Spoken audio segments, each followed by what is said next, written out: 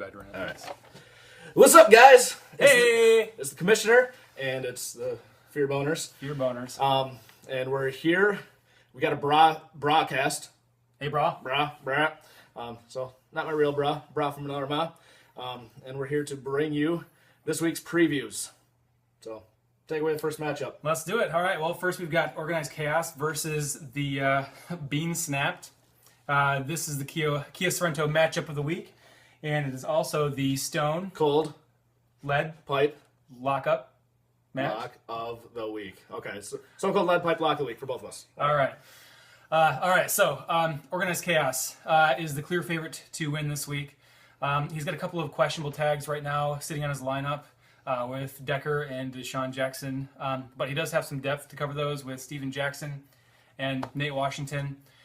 Bean Snapped. He's coming off of a 77-132 blowout loss from week 2. And besides No Sean Moreno, the rest of his team is looking pretty healthy, albeit thin. So I'm looking forward to seeing if he picks up anybody tonight, tomorrow. See if he can fill any gaps. We will see. Right now, Does he have cap room? I don't know about that. I'll have to look at that. Okay, I don't know if he has any cap room. He's got Boykin right now in the lineup. That's the one question mark. Not sure if he'll leave him in, as he's been terrible. We'll see if he has any cap room left. See if he picks anybody up. I'm not sure who's left that's worthy to pick up on the waiver wires. But my verdict, Organized Chaos will win by 10 to 15 points. If Bean Snap doesn't pick up any players off the waivers, I'm not sure he's going to win a game this year. All right. I also agree. I've got Organized over. I'm still calling it Jibo because that's what I have in all my spreadsheets.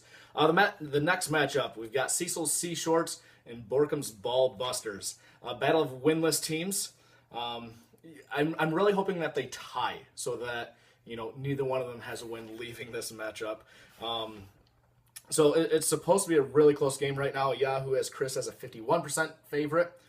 So Bork a 49% underdog.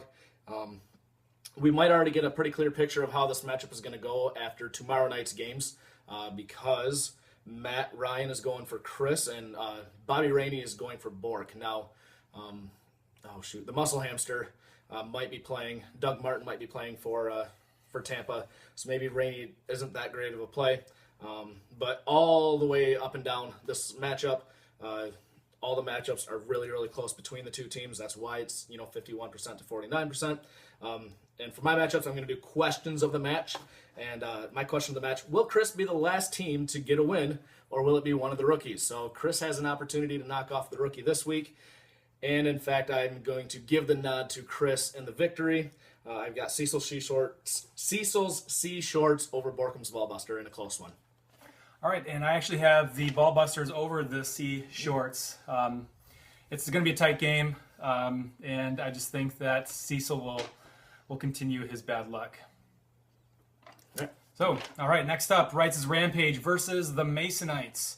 Wright's Rampage, unstoppable so far. We're only 2 weeks in, but he's got just a mad lineup, a mad starting lineup. Any one of his starters could go off at any point, any week. His bench is a bit shallow, so if a couple of his starters are injured, he could be in trouble down the stretch. Right now, he's looking really strong. The Mason Knights, Jordy Nelson had a huge game against me last week, but he's in Detroit this week, and Detroit's is giving up the 4th fewest points to wide receivers in the league, so he'll have a tougher matchup there. He currently has Ridley, Pitta, and Fitzgerald starting, and all 3 of those players do have favorable matchups this week. But as I found last week, I played the matchups, and it didn't really work out for me. So my verdict, even though the Mason Knights have a player or two that, even if they have a player or two that scores double their projections, I don't think it'll be enough to overcome Wright's Rampage. So he'll always have a couple, at least, that will overperform as well. Wright's Rampage will remain undefeated and will beat the Mason Knights by 15 to 20 points. All right, this is kind of a lead pipe lock. The second one we discussed potentially doing this one. I also have Rampage, big over the Mason Knights. All right, the next matchup we got Jacquizma Pants versus Pulsating Rhino Nuts. what he said. As the case with most of Brian's matchups, it's going to be his wide receivers. He's going to have, a strong hold on the wide receivers against his opponent's running backs. This case is no different, especially if Wes Welker doesn't play. Now, he was reinstated. He still has battling some concussion-like syndrome. So if Welker doesn't play, Jacquiz's wide receiving core is aching, to say the least. And he'll have a huge uphill battle to get to overcome Barat's wide receivers. So my question of the match for this one, will Rob silence his skeptics, saying his hot start is only due to a weak competition? So Rob has had a cakewalk so far. This is his first actual matchup. He is 2-0. I'm only 1-1. But it's because he had a cakewalk. So will he silence his skeptics? I say no. I've got the nuts over Jacquiz my pants. I also have the Nuts winning this one. I just like his lineup a little bit better overall. And that's all I got to say about that. So the next up is the Jacksonville Hurricanes versus Bear Down in the Vagisil rivalry matchup of the week. I scream. You scream. We all scream. For Vagina cream.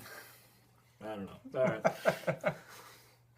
Probably could have had a little bit better a delivery on that. Yeah. Oh, we'll try harder next All time. right. Okay. So the Hurricanes, he's coming off of a tough loss last week. We all feel his pain. Not really. Where a few of his big players underperformed. I feel your pain. I was in the same boat. A couple of his guys have questionable tags this week. Lamar Miller and Vernon Davis. Lamar's actually looking pretty good to go this week. Vernon Davis, he's got a deep bruise. It's not looking too bad down the stretch, but he is questionable for this week.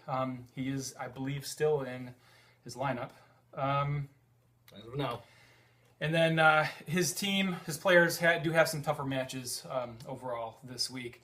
Bear Down also coming off of a tough loss. Everybody in his lineup pretty much landed right where their projections had him, with the exception of his kicker. And who was it? Who was it? Toby Gerhart. He underperformed by a lot. So looks like, but it looks like Alshon is back in the lineup this week, which helps him, and he's got a favorable matchup. So a lot of his players have favorable matchups this week. The verdict: the Hurricanes have a slight edge to be the favorite this week. It's going to be a tight game, but due to the matchups that Bear Down's team, yeah, Forte Yard Dash. What's your team name? It's Bear Down. It's still Bear Down on Yahoo. So, and due to the Hurricanes' boom or bust players, I'm predicting Bear Down to beat the Hurricanes by less than 10 points. All right. I think it's going to be a close matchup, too. I am going to take myself. No real discussion points there, though. And the last matchup, we have the impact matchup of the week, the game that has the most playoff implications. That's going to be close anyway. Saving FIBO, the Fear Boners, against not unnecessary fisting, that's the other one, the Fist Pumpers. So Fear Boners do have some injury concerns. I've already mentioned the muscle hamster, Doug Martin. Is he going to go tomorrow night? The nice thing about this is that game is right away.